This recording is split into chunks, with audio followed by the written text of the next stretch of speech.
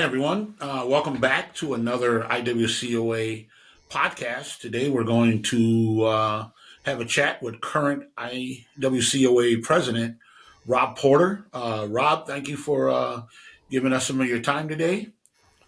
I'm excited. And thank you. I just want to start out. We're hoping to get some young people in here to watch this.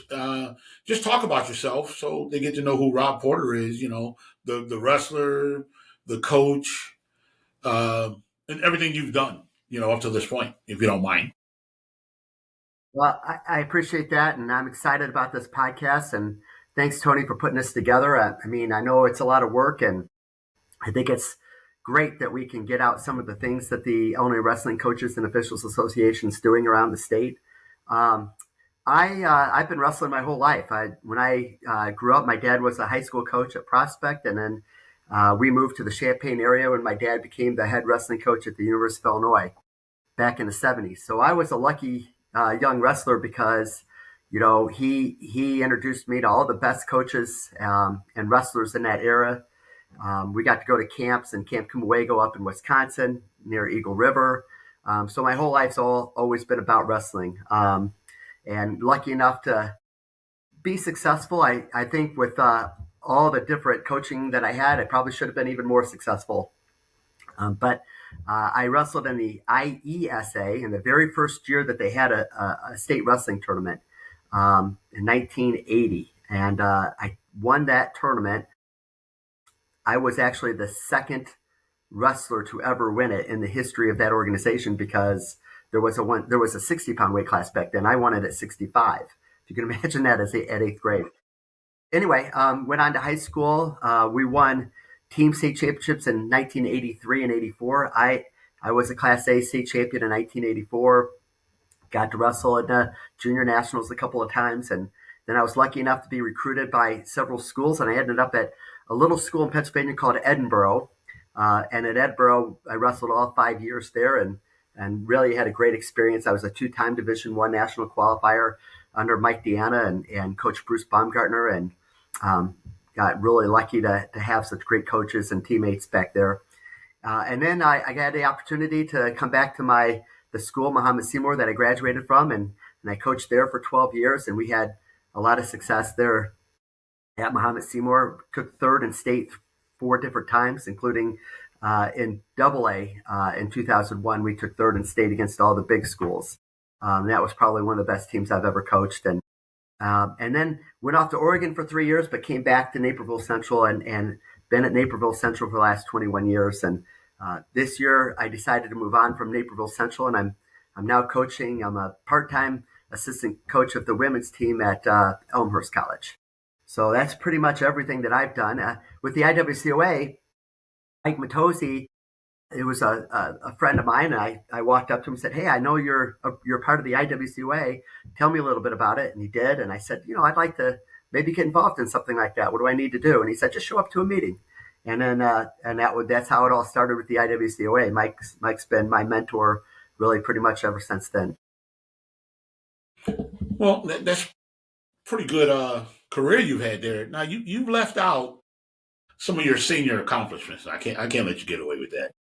Well, I did continue to wrestle when I was at Muhammad Seymour at the senior level in the senior open, and wasn't able to place. I think I think it was in the blood round of the U.S. Open 2 or 3 times. And then another wrestler said, you should wrestle in the masters level. I said, well, what's that? So I found out a little bit about how USA Wrestling has some age groups they used to call them veterans back then. Now it's masters, but age 35 and on up. And so I've competed there for a good number of years and got to wrestle against some of the best in the country and in the world at the older age levels, and won several national championships and went to the worlds and took third. I took third in the worlds and masters level one time and then won it another time. So it's just been, really with those masters level championships, it's an opportunity to compete again and have some camaraderie with guys that really love the sport of wrestling.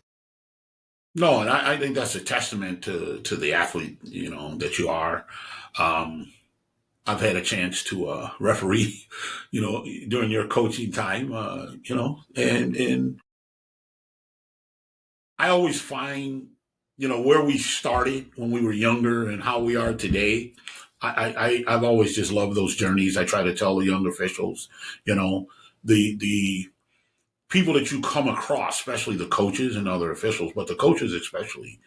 Um, that's the fun part. I mean, it makes us, we need the officials, we need the coaches, we need the athletes. Number one, and a lot of people don't realize we need the fans.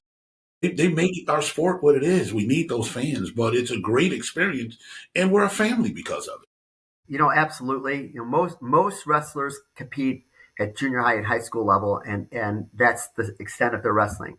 But an opportunity to give back, whether it's officiating or coaching or just contributing to the sport in some way, or just being a fan of the sport, just makes our sport that much better, and it makes it much better for the athletes as well. So let's talk a little bit about your time with the IWCOA and what I know you talked about Mike Matozzi, gave you a little information, but that drew you in. But let's talk about your experience You now that know, you're here. yeah, when I first started IWCOA, I wasn't sure what it was all about. I really thought that maybe the IWCOA was more of a decision making organization that runs wrestling in the state of Illinois, and that's not really what it is at all. It's an organization that um, contributes to wrestling in so many different ways, and I was just impressed from day one being part of the organization of all the different events, recognitions that the IWCOA does all year long, all the hard work and volunteerism by the executive board members and others that contribute to the organization. It's really wrestling would be a lot different in the state of Illinois if it wasn't for the Illinois Wrestling Coaches and Officials Association. It's just a wonderful organization, and the more I got involved, the more I got excited about what the IWCOA is doing, and the camaraderie that I have with the executive board is just, I consider them my friends. So I really appreciate everything that IWCOA has done, both for the state but also for myself.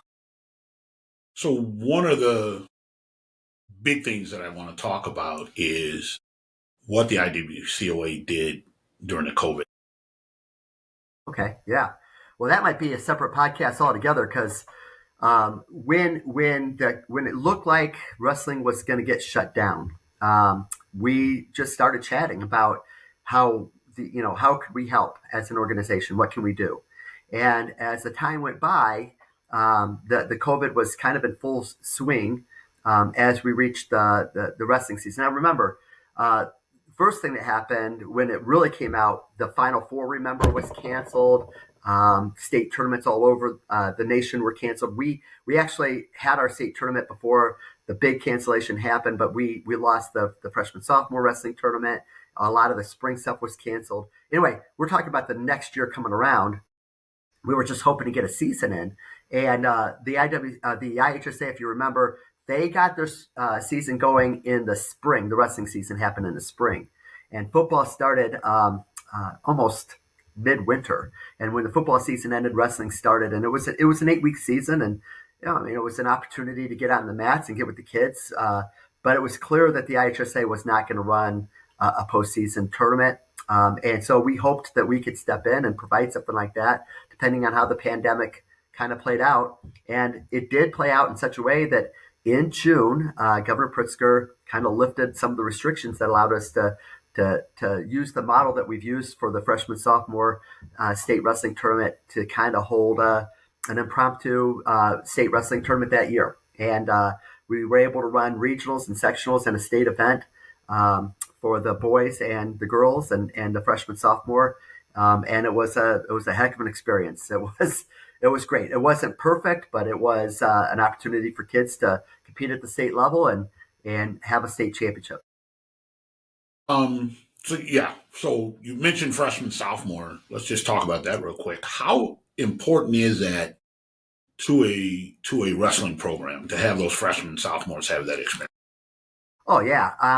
So 30 years, 30, maybe 31 years ago, several people stepped up to kind of organize a freshman sophomore tournament series at the conclusion of the IHSA and give kids an opportunity maybe that they wrestle at the state level that they wouldn't have because they're young and they're just they're inexperienced with the sport, but maybe an opportunity to wrestle at the state level against other likewise freshmen and sophomores. So the IWCOA has been running that for a long time, and it's been unbelievably successful for our organization, but also just in general for the state of Illinois because those kids come in and get a chance to wrestle, in Springfield against other state level kids, and it's just exploded from there. It's been wonderful.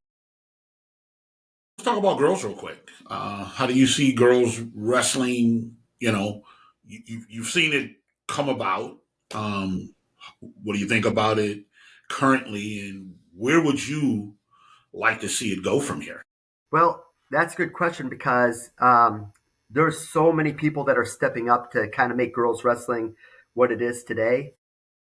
The emergence of girls wrestling really not an accident. Guys like Matt Greska and Leo Clark, Paige Schoolman, Fred Arkin has been a big part of that. Colleen McGlynn, I had to put my glasses on to make sure that I have some of those key people that in the state of Illinois that really prompted girls wrestling.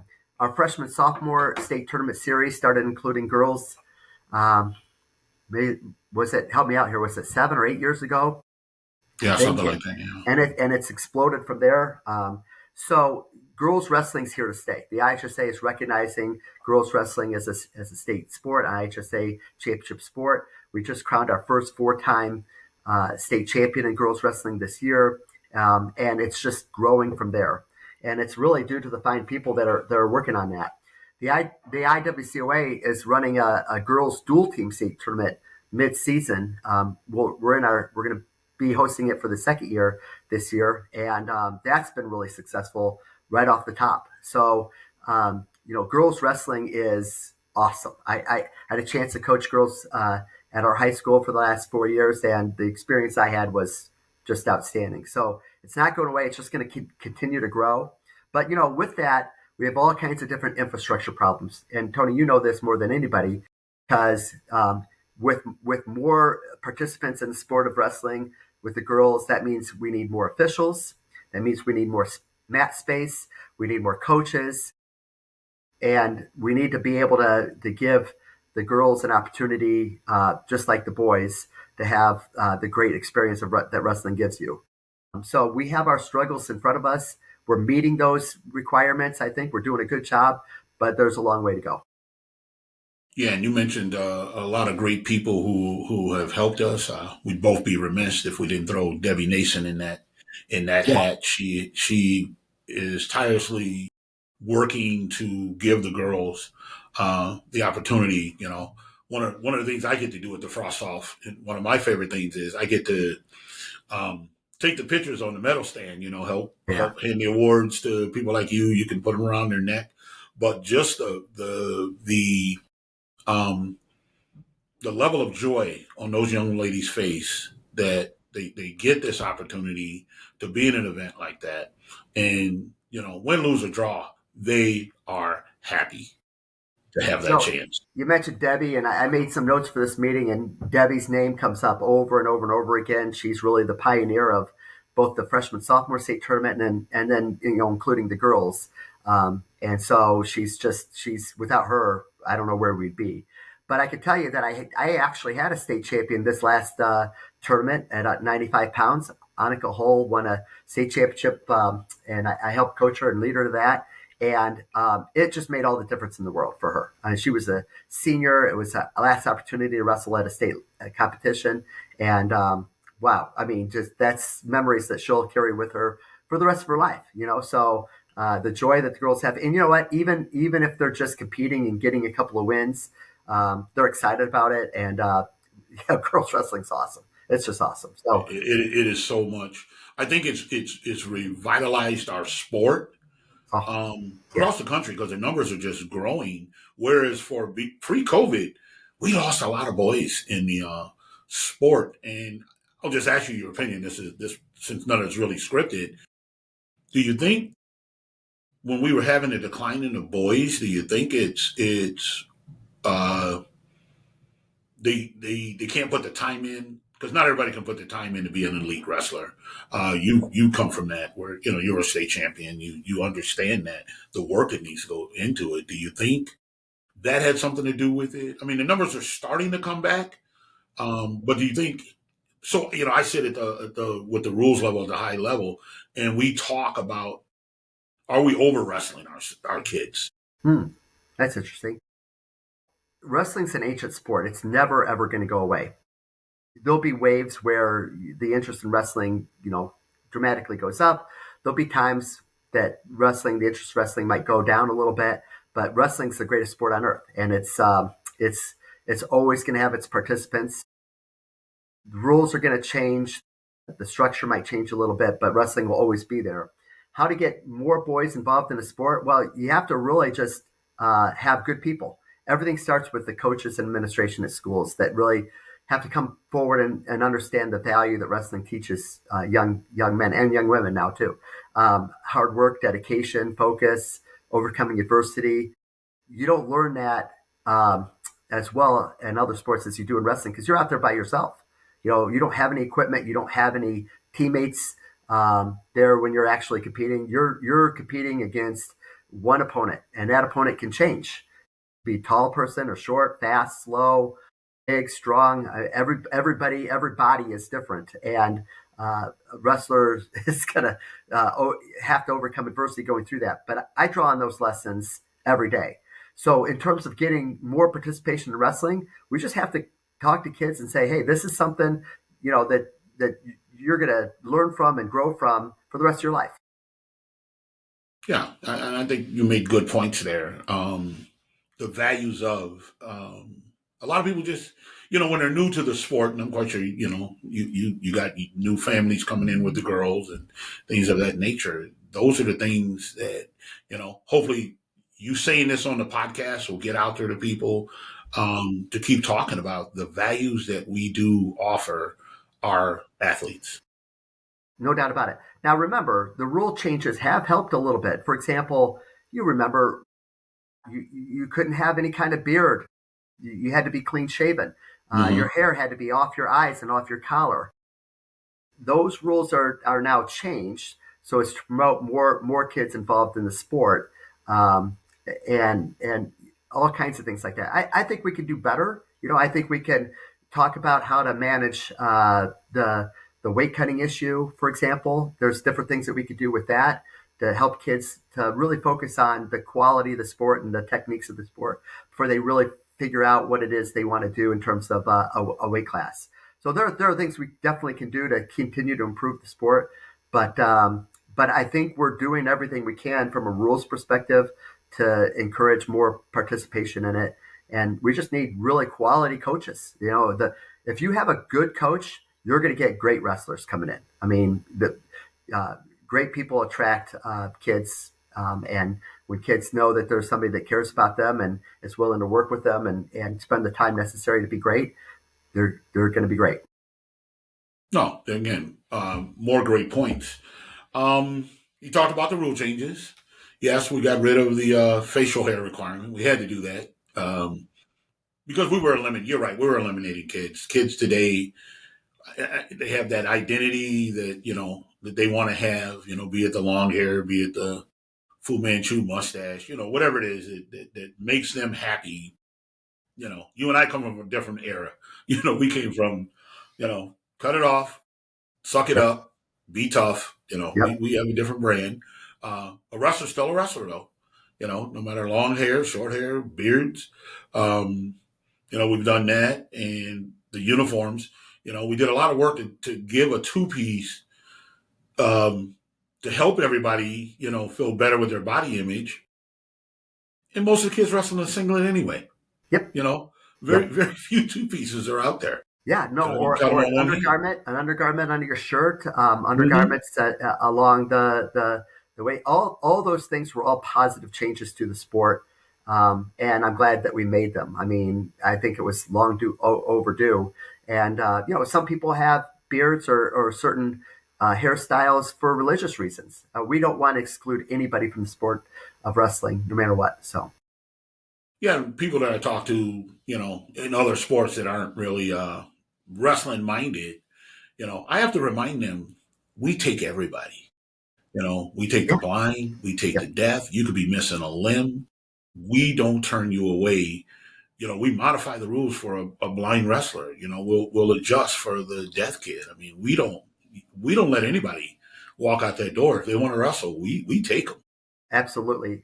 That reminds me of Mary Kelly, who just got inducted into the Illinois Wrestling Coaches and Officials Hall of Fame as the first female to be inducted as a wrestler. She wrestled for me, and as a female, this is back before girls wrestling even existed. So she wrestled against the boys. But my message to her and our teammates, her teammates and her opponents was, it's a wrestler. That's a wrestler out there, and we include everybody. So again, if you're missing a limb, if you're blind, you're deaf, you're short, you're tall, you're heavy, you're thin, or if you're a boy, it doesn't matter. You're a wrestler, and you're there to perform the techniques and strategies that wrestlers do to win matches. My son had to wrestle girls growing up. He wrestled Kennedy Blades, who just won a silver medal in the Olympics, but he wrestled her in kids level. And I said to him, I go, that's a wrestler out there. Do everything you can to win. She's going to do everything she can to win as well. And that's all it's about. Nothing else more than that. By the way, he didn't win. she, she beat him up pretty good. She was Okay. outstanding at a Yeah. very, very young age. I got to raise her hand the year she won her IK novice title. I think the first female to do that, and I had her in the semifinals. I didn't work the finals that year. No, it's good to have our Illinois competitors. We get to see them young. We get to see them, develop and then make it to the Olympic level. I mean, that to me is So proud, outstanding. so proud of her, and I'm so proud of the fact that she came from Illinois and kind of went through some of the programs that we offer here in Illinois. It was anytime you have an Olympian. Austin Gomez wrestled for Mexico. He's an Illinois product. Joe Rao wrestled out of Elmhurst College and got to make the Olympic team. I mean, just such an outstanding group of folks that got to represent the United States of America in the Olympic Games from Yeah, Illinois. yeah, and that's the greatest part. It keeps us up there. I know our junior national teams and our Fargo, our youth level, U20s, U17s, and 16s, and things of that nature. I know they do very well coming out of Illinois. They keep us on the map. That's for sure. Love it. I love it. Yeah, not Yeah, only that, but I think we had 8 or 9. I think we had 9 All Americans out of 80 in the last NCAA wrestling tournament, Division One National Wrestling Tournament, and all products of coming from high schools from the state of Illinois. So that's more than a tenth of All American status, all from the state of Illinois, which is pretty outstanding.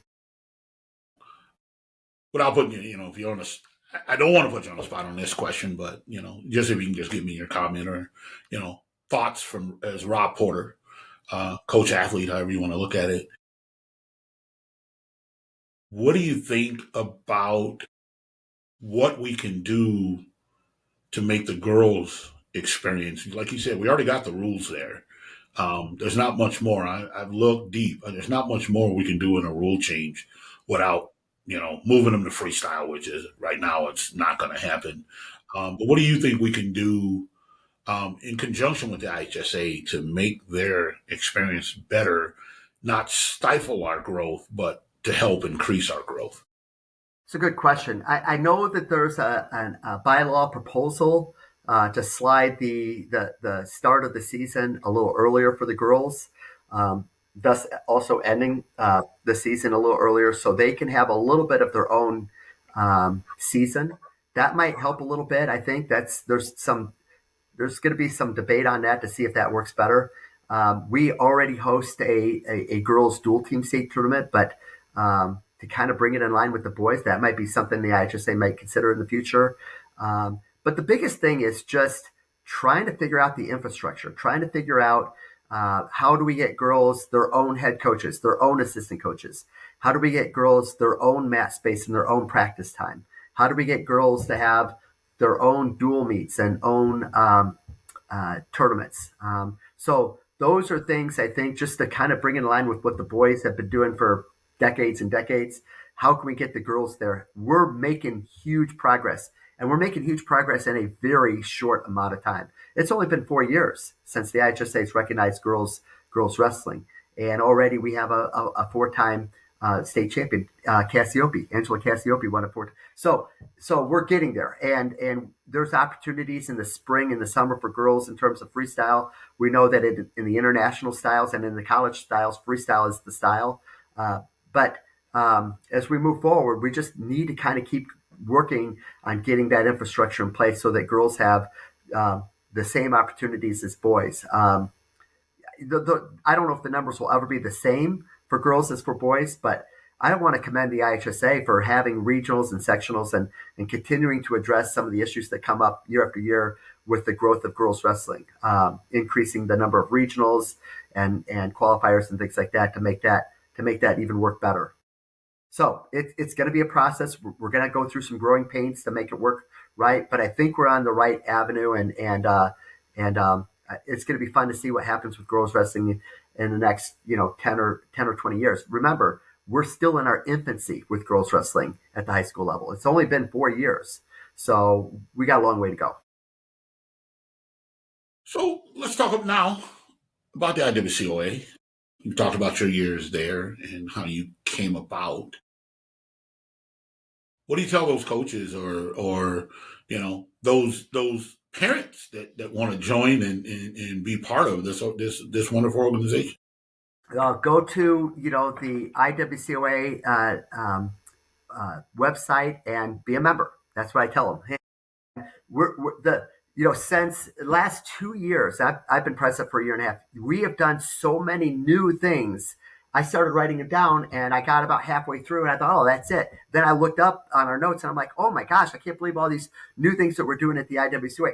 For example, the girls dual meet state championship, which was held at Hoffman Estates, Leo Clark kind of worked hard to make that happen at Hoffman Estates. I know you, Tony, helped out with all the rules and regulations. Nate Kesson was a big part of that as well. That's been a tremendous success. And now we're moving it to DeKalb. It's going to be on December 27th. That's one thing that the IWCOA is doing to promote girls wrestling, just like we included girls wrestling in the Fresh Soft. So the IHSA sees this, they see how successful it is, and they have to consider that at the state level. So that's really exciting. Through the work of Rich Montgomery, we bought 4 brand new wrestling mats that are going to be on the floor of the Assembly Hall for our IHSA state wrestling tournament this year. There'll be 6 brand new mats there. We know that's long overdue because those mats have been pretty old. I think when people come to the state wrestling tournament or they watch it on TV, they're going to see these brand new fitted mats that fit perfectly on the floor of the I'm saying Assembly Hall. I should be saying the State Farm Center. They're going to be impressed by that, I think, and we're really excited to include the brand new mats.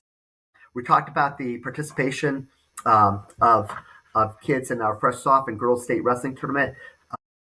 Deb Nason and Ron Reichert and the Fresh Soft Committee have increased the numbers of kids participating in that. So I think now our brackets are, correct me if I'm wrong, I think is it 40 now? 40 per weight class? Yeah, we're at 40. That's super exciting. So we're getting more kids involved in wrestling at Springfield.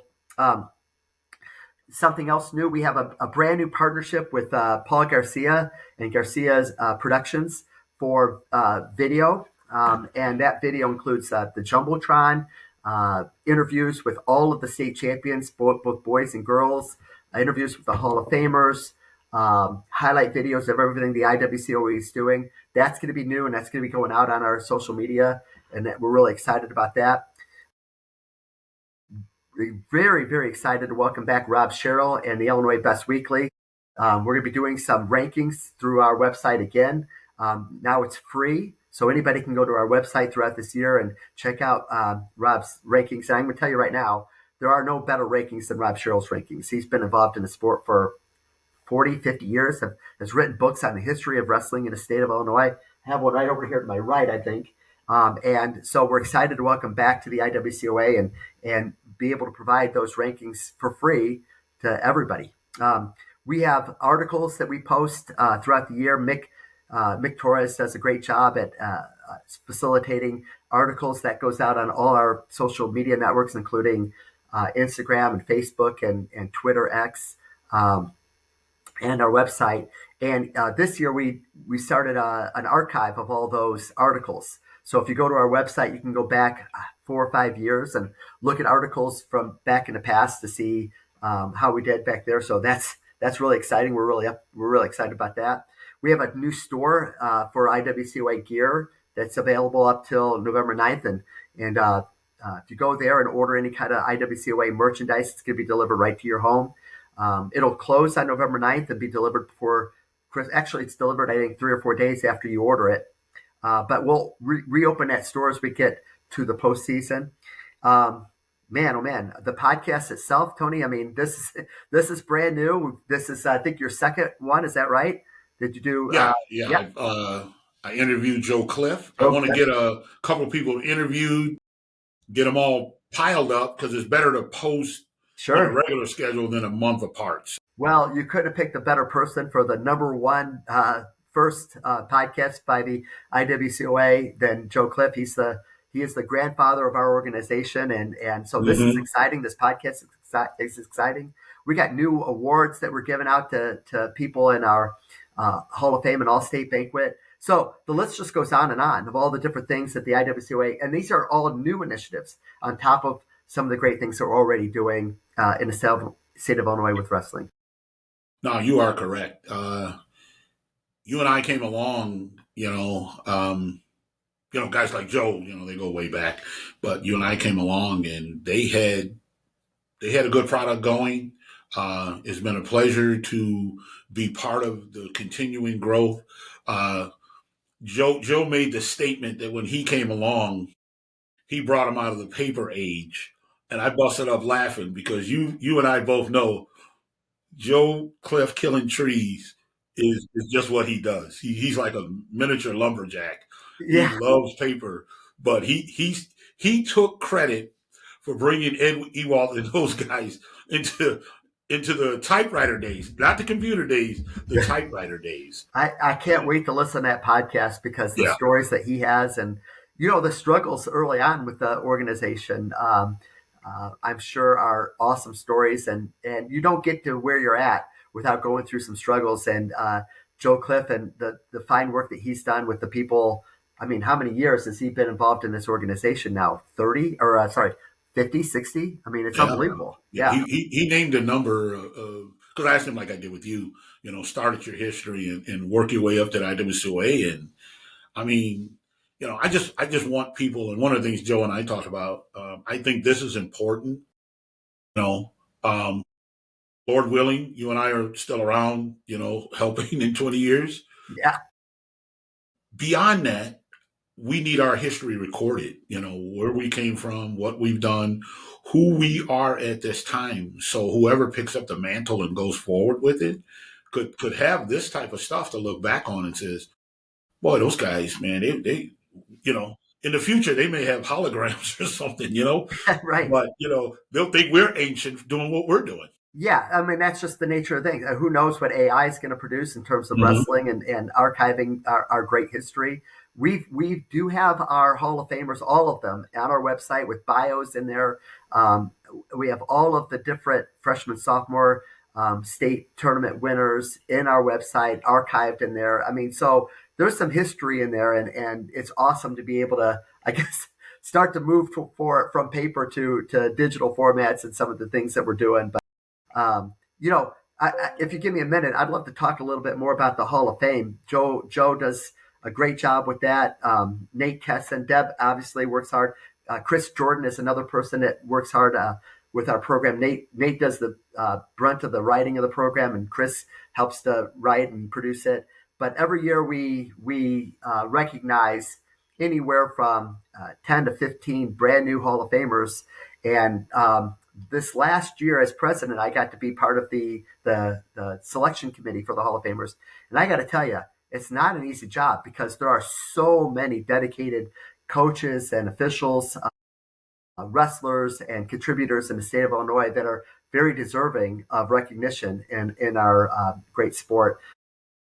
To hand pick out, 10 or 12 or 14 of those individuals is extraordinarily difficult.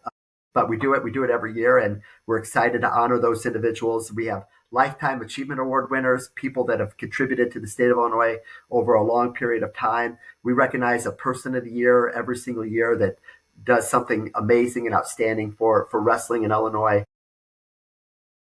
We used to have what's called an all-state banquet. Now we just have an all-state portion of our Hall of Fame banquet that recognizes outstanding wrestlers.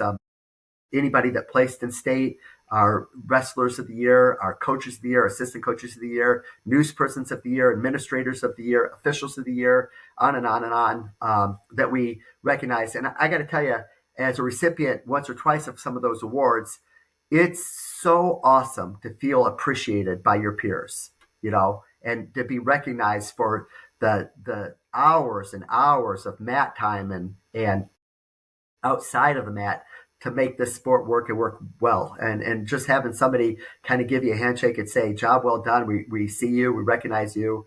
That's what the IWCOA provides. And that's what keeps bringing me back to the organization, is just some of the amazing things that we're doing. I do want to mention through the Ken Gertie's the Third Foundation that Deb Nason runs, that we also recognize 8 to 10 individuals every year and give them an academic scholarship for their hard work, both on the mat and in the classroom too.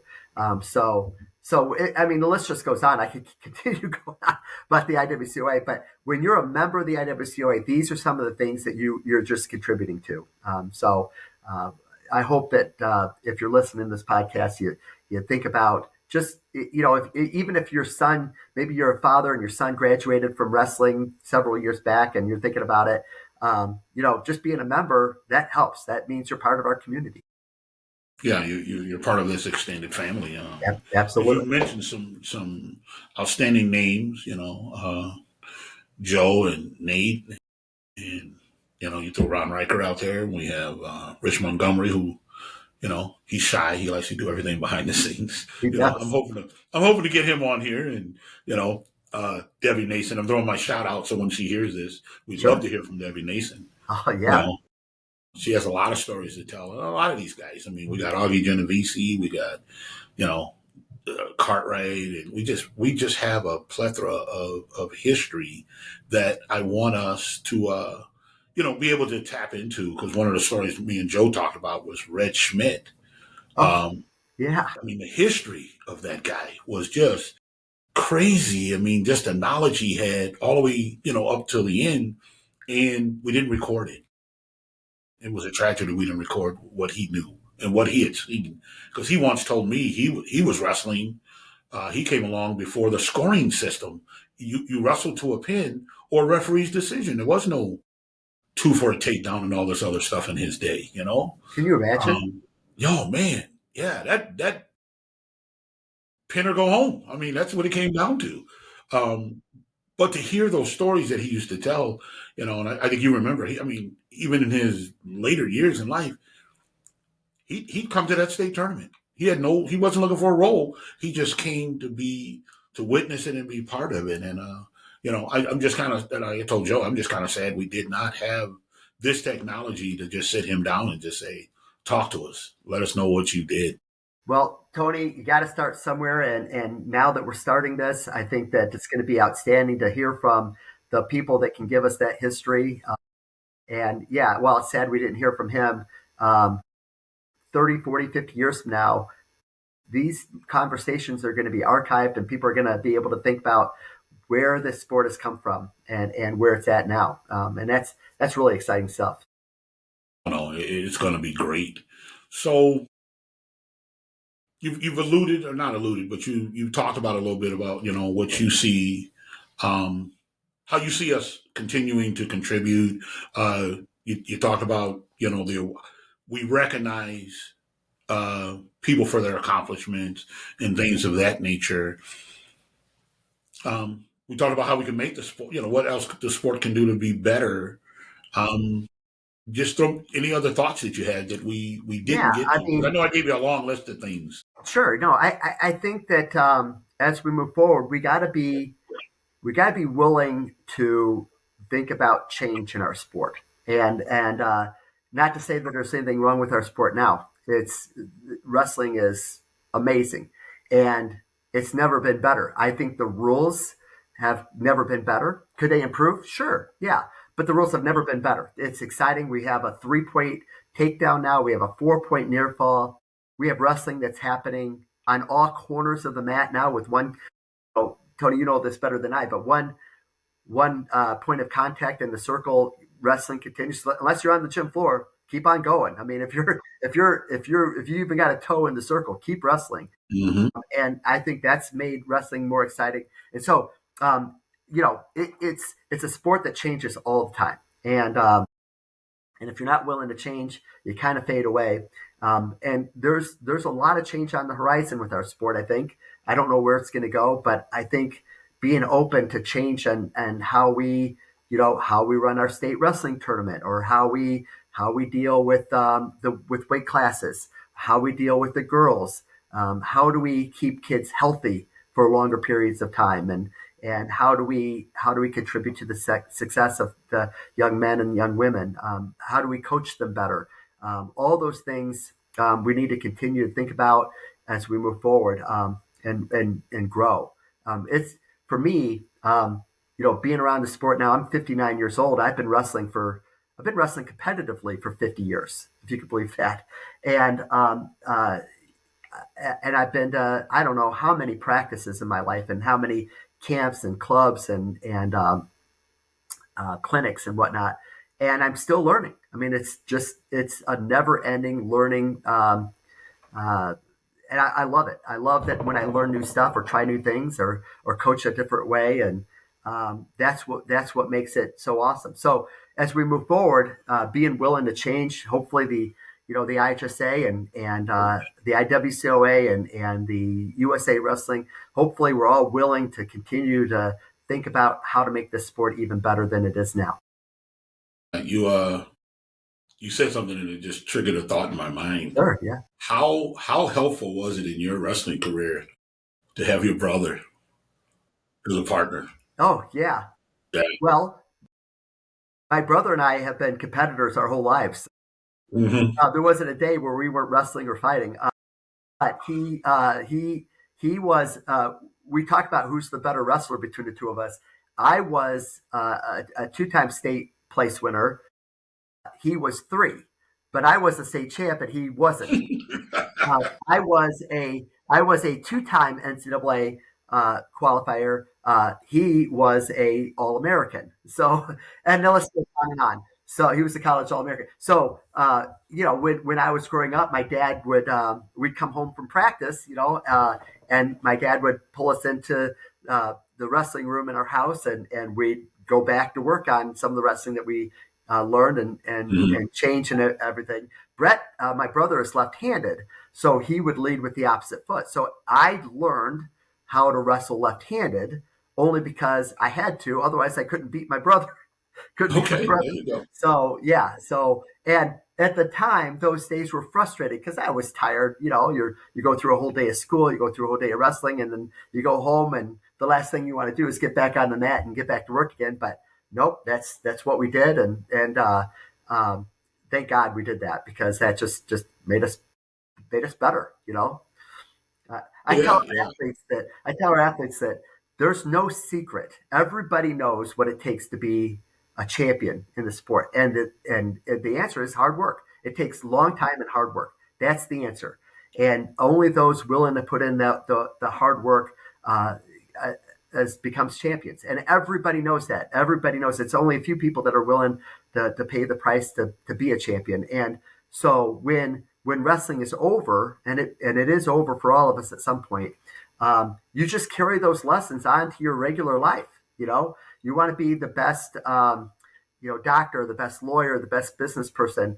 You have to work at it. You go to college, you want to get good grades, you have to be willing to work hard. And Mhm. if you do that, you're going to be successful. You're going to have failures along the way, but at the end of the day, you're going to be successful. And that's what our sport teaches us.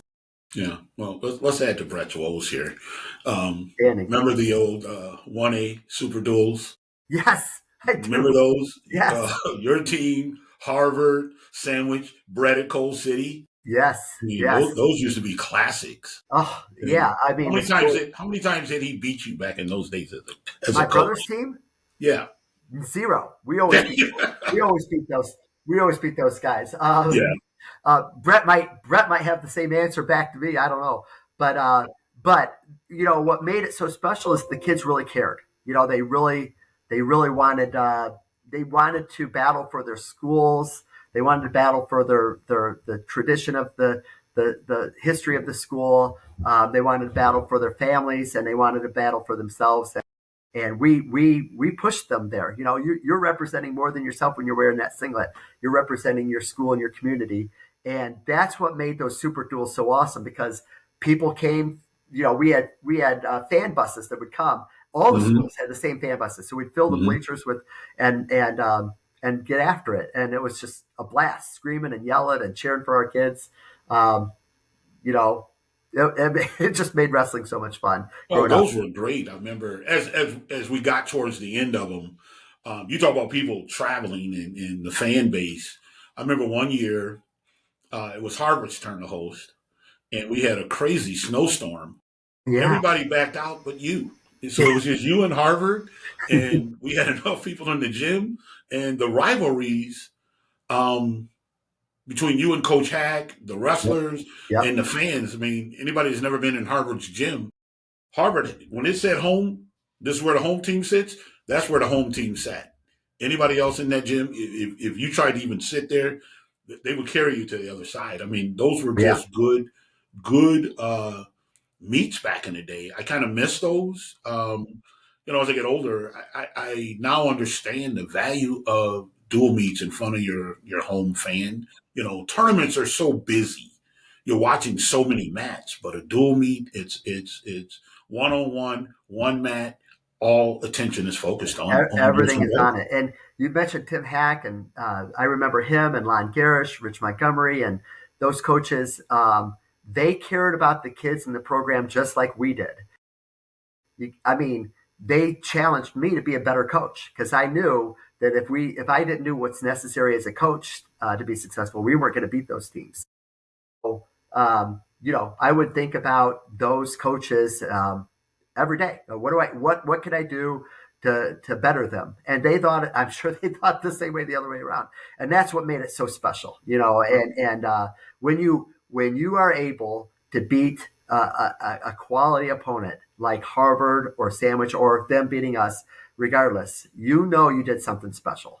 You overcame adversity to make it happen, and that's what makes it great. And you know what? The lessons that you learn on the other side of the coin when you don't come out on top are just as valuable. It's not what happened. It's how do you respond from here? What are you going to do differently next time?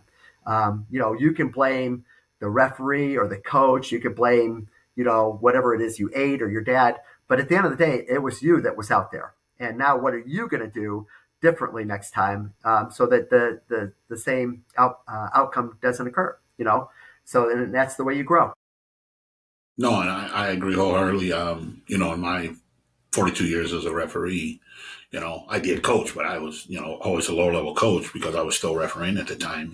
And my job was to make kids want to stay the next 3 years. My job wasn't to make them state champions. My job as a lower level coach was to make them want to be there. Even if it meant talking to bus driver and pulling in the drive through of a McDonald's, Yes, yes, crazy stuff. yeah, We would do it yep, just to make the kids have a positive experience because I was at a small Catholic school uh, up north here, and our kids didn't come in with a lot of experience. So I won't say I was a babysitter. Like I said, my job was to buy you ice cream, get you what you needed to feel good. I've been around programs. They'd have a pizza day, just to help.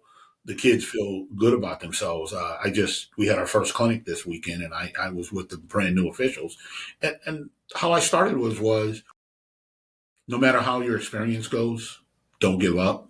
We want you to come back until it becomes a positive experience. We don't want you just to step in on those mats 1 year and not return. We want you to become part of this family forever as an official.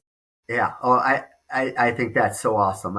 For me, you talk about, younger kids or kids that are inexperienced, maybe.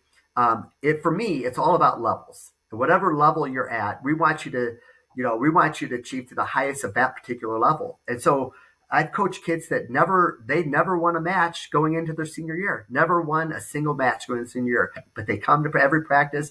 They work hard. They're part of our family, our team, and then to watch them grow and actually win a match or even get a takedown or whatever, it's like winning a state championship. It's the most wonderful thing you'll ever experience. I had a young lady that came out for wrestling one year, and for the life of her, she could not win a match. But every day she pulled me after practice. Hey, can we work on this? Can we work on that? What am I doing wrong? I don't know. And she just was inexperienced with the sport, and maybe not the most athletic person in the world, but she just worked and worked and worked. And then one day she found a way to win a match. She pinned her opponent in, I don't know, the third consolation round of some tournament. And it was like she won the Olympics. I mean, it was one of the greatest experiences of my life, seeing her just, be successful that one time. So, every program is important, whether it's, the Mount Carmel returning the best wrestlers in the state and dominating at the state tournament, or a program that's just starting, just getting off the ground and just getting some athletes in the room and teaching them the basic skills and fundamentals of the sport and the rules of the sport.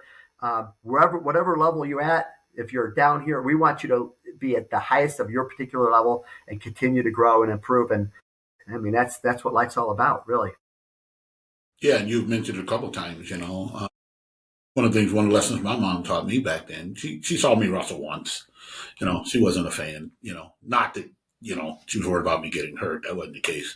But the biggest lesson, because I was a three-sport athlete, and her lesson to me always: win, lose, or draw. When you get knocked out, the quality of a person's character is measured on, do you get back up, and what do you do when you get back? Do you run away, or do you stay and fight harder? Do you like you've alluded to, do you work to get better when adversity hits? And I think, like I said, I was three-sport athlete, and cross country, wrestling, and then track.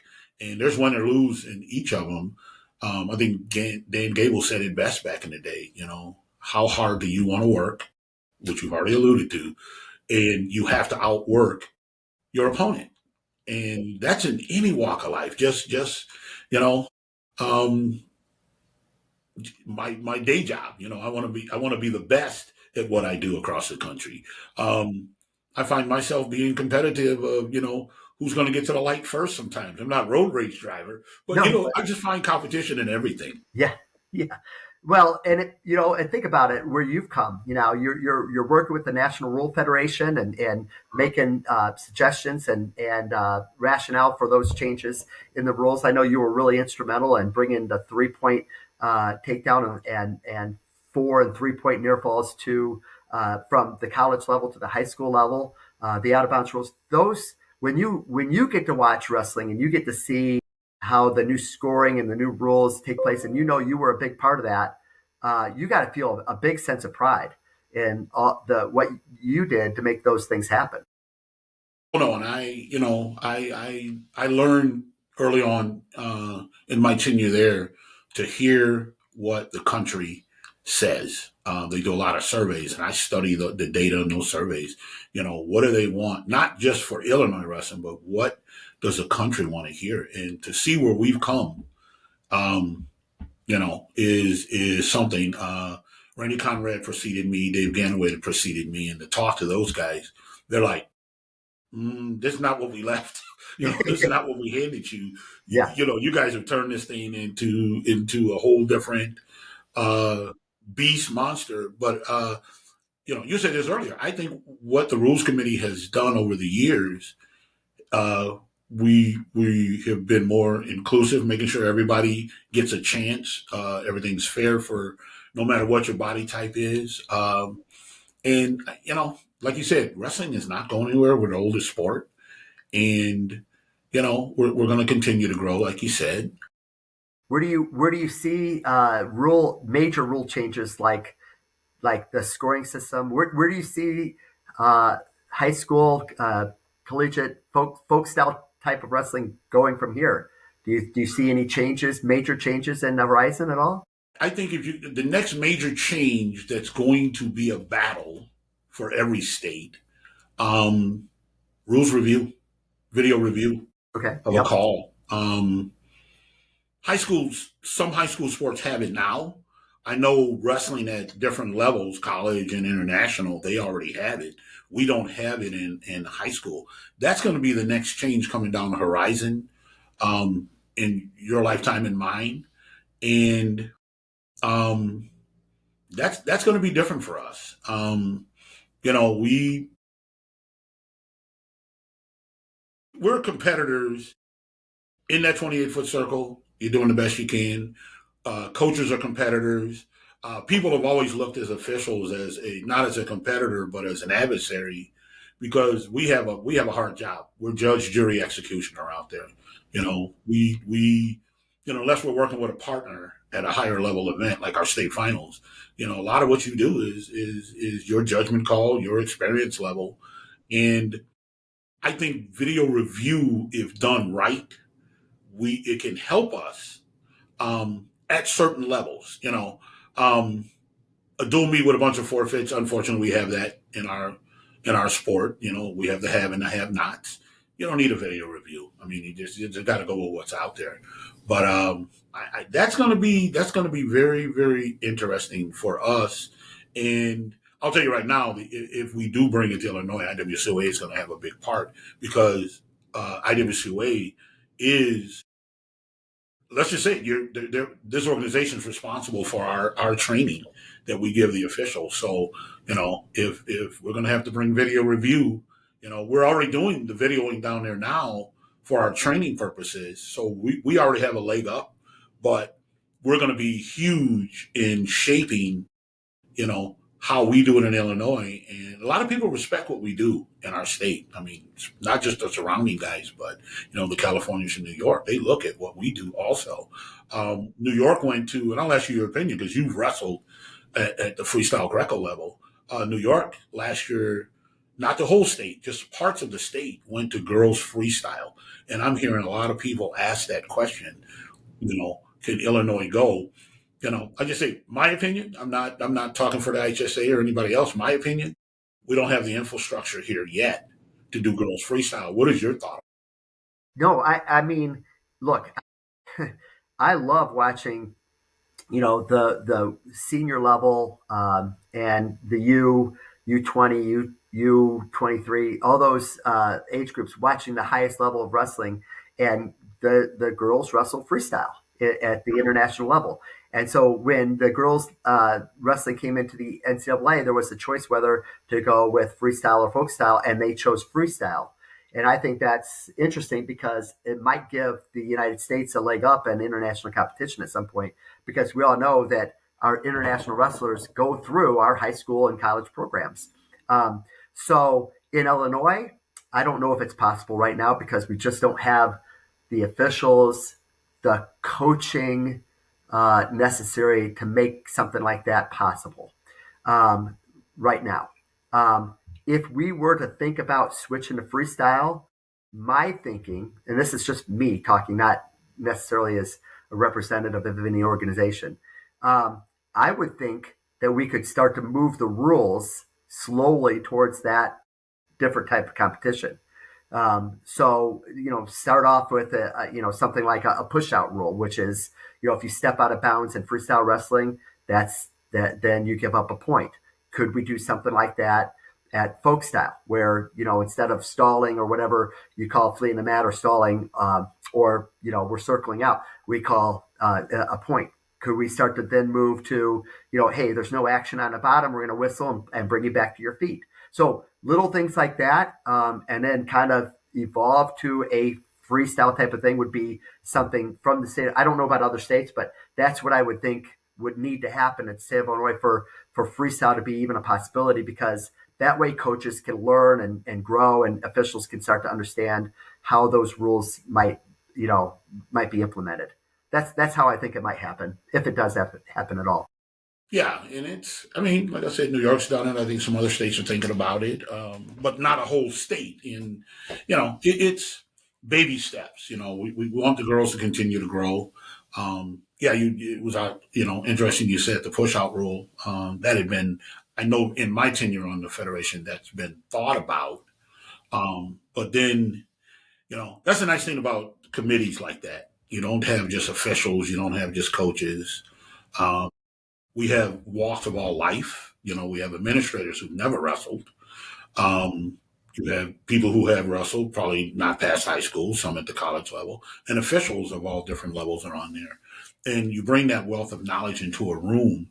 And one of the things that came out in the discussion about the push-out rule, one, college hadn't gone there, and we weren't trying to be college or be against college. Sure. But I think some people, and especially the non-wrestling people, in the discussions they were apprehensive. Would coaches be teaching kids just to push them out when they got to the edge?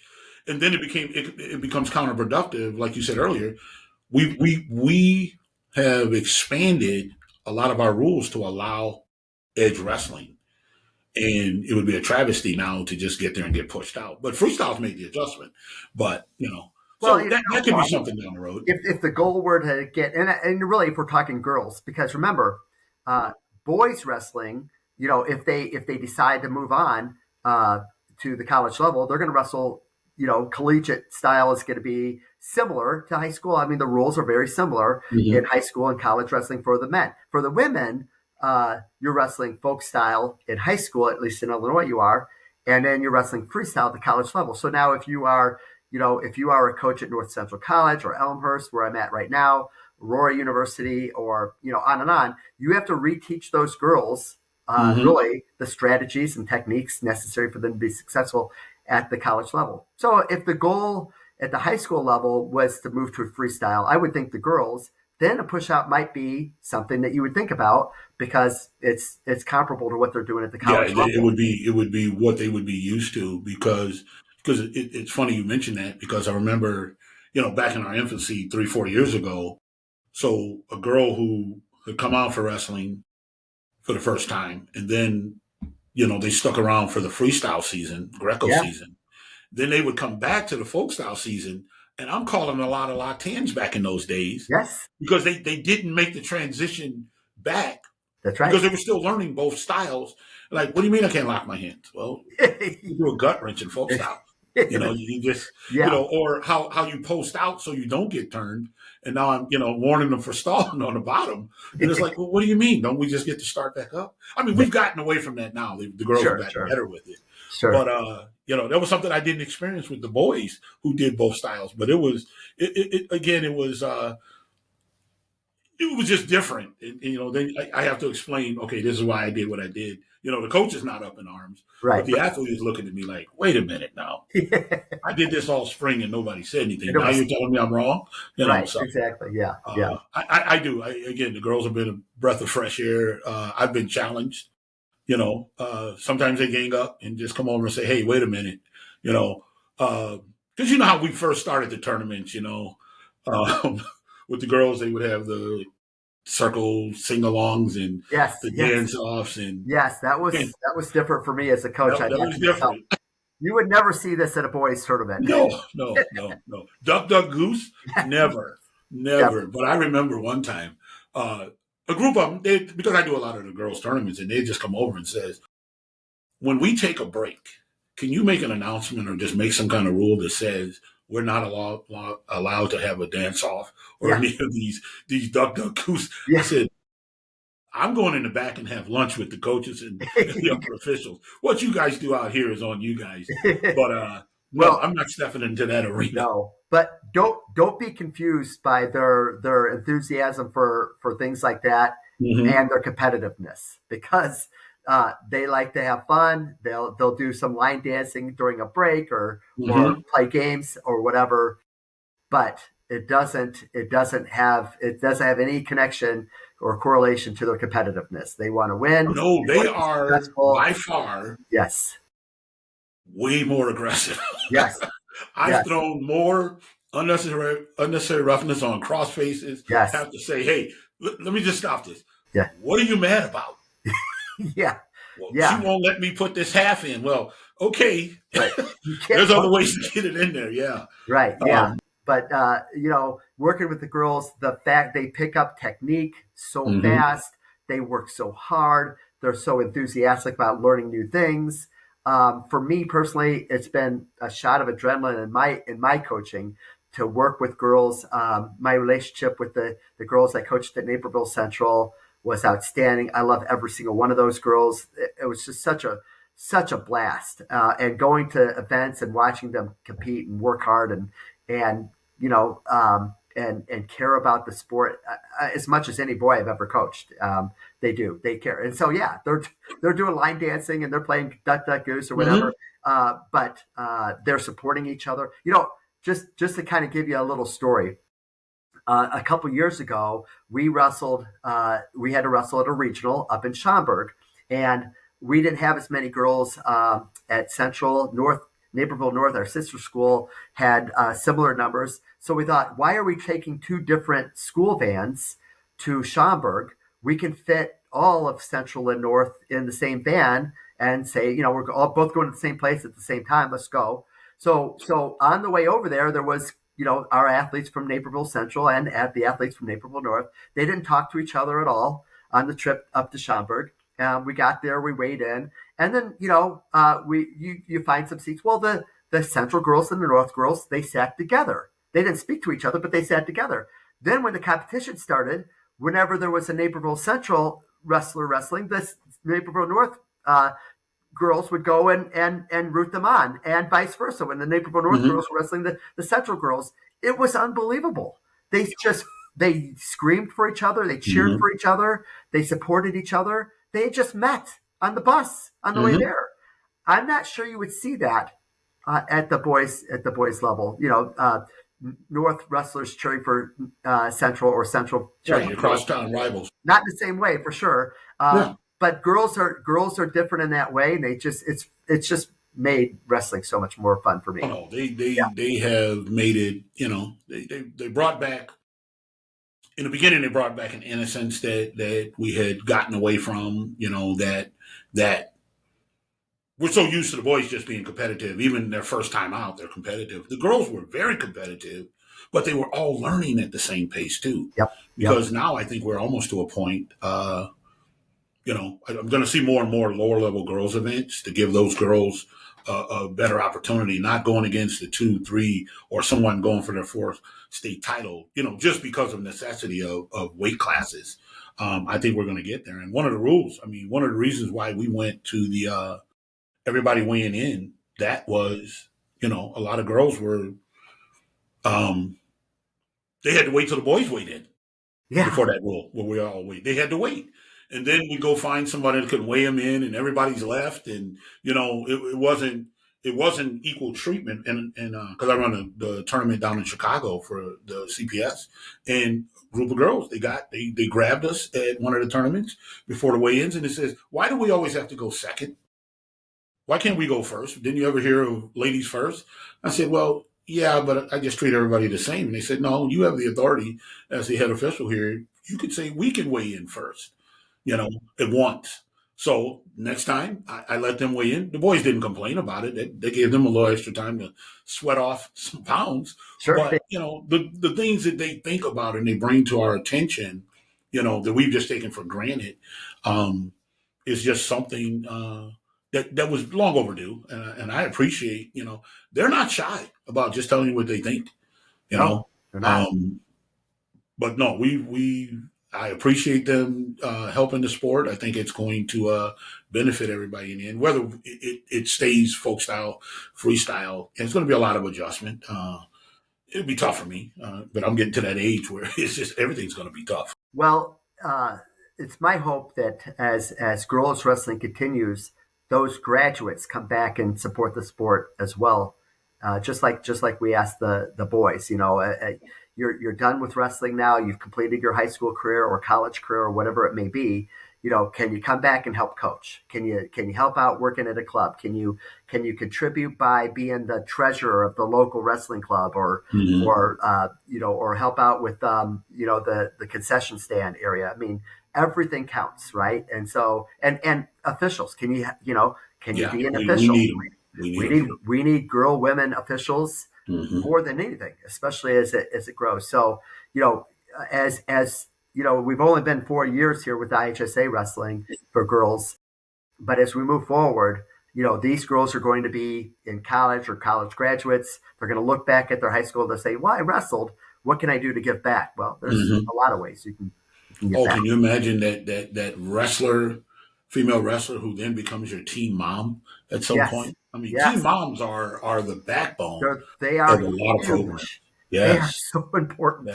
Nobody ever Yes, says, "Oh, where's the team dad?" It's always the team moms have organized this. The team moms yes, have and made then to this have a happen. team mom that has a background in Mm, actual competing. Wow, right? I yeah. mean, yeah, they're gonna bring the right food Hmm. for the pre and post weigh in. They're gonna bring enthusiasm. They're gonna even probably tell you, hey, you should have kept your head up on your shot. Right, right, right. That's going to be the thing. Or they're going to tell the coach, you should have thought of Exactly. this. You told the Yeah, kid to take top. Why? So you're right, man. When they get out there, it's going to be, I'm it's going to gonna laugh be my butt off. it's gonna I'm be going to laugh. interesting. Yeah, Yeah, yeah. Well, Rob, we have been talking a little bit over an hour here, yeah, and I want to thank you for everything you've thrown out here. I hope our audience will, you know, take away. I've taken away some stuff, and I've known you for a long time. But just having the stories and everything we've shared, and what you have contributed to the sport thus far, because you're not done, has been amazing. And we don't do it for thanks. We don't do it for, even though the IWCOA recognizes everybody. We didn't step into this arena for any kind of accolades or anything like that. So again, heartfelt thank you. It's always been a pleasure, and I never told you that as a coach while you were, out there. But it was always wonderful to referee your team. I think I told you once that the year of the snowstorm, 1994, that huge ice storm trying to get to the dual team that year over in Bloomington was horrible. But you were my first ever state. yeah. Cool. Yeah, that was my How first about time that? on the state floor. Yeah, so you were the Wow. coach. I forgot who you were wrestling. Oh, I think it might have been Chicago Bogan. Maybe in Okay, the it came quarterfinals. very. Yeah, they couldn't get everybody there, so it was wonderful. You've always been a hard competitor as a coach. So I grew from every coaching experience I ever did. So you're part of my growth, and I just want to acknowledge that I do to a lot of coaches that I got to see at that level. So again, thank you for doing this, For sure. Yeah, and let's continue to do the good I work. still have tons of notes I didn't even get to here in my little notes in preparation for this. So I could talk wrestling all night long. Yeah, So we all can. I'm And as I get more of these, some of what I want to do is have either two interviewers, yep, going at you, sure. or I want to get like two coaches. Can you imagine like getting a Oh Augie yeah. Genovese Oh, and a Cartwright. Mark King Yeah, Mark at the King. same time on the same podcast? Yes, yes. Just things like that. The stories. I have to do a lot of bleeping of the wording, but I Yeah. think it would be fun. So we're gonna continue to do this. So you may be back. I can't wait to hear all of them. There's so many outstanding stories out there from some of the people you mentioned and more, and it's gonna be great. I thank you also for this podcast. I think that we're gonna get information out there that people don't know about. Like people don't know all the different things that we're doing at the IWCOA, and the fact that I can brag about our organization a little bit here. Makes a big difference. So I encourage everybody listening, watching to, go be a member, every little bit helps, and you're part of an organization that's pretty darn special. Yeah, and I may get my first brothers podcast because when Brett hears what you said, I know we'll it's see not if right. that's a challenge. I know it's going to be a tough Thanksgiving this year, I bet. Yeah, you're going to be like the Rudiger brothers. Exactly. That's going to be funny.